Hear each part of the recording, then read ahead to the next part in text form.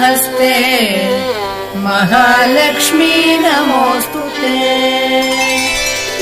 नमस्ते गरुडारूढे दोलासुरभयङ्करी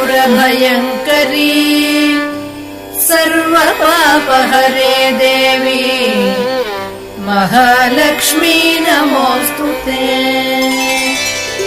सर्वज्ञे सर्ववरदे सर्वदुष्टभयङ्करी सर्वदुःखहरे देवी महालक्ष्मी नमोऽस्तु ते।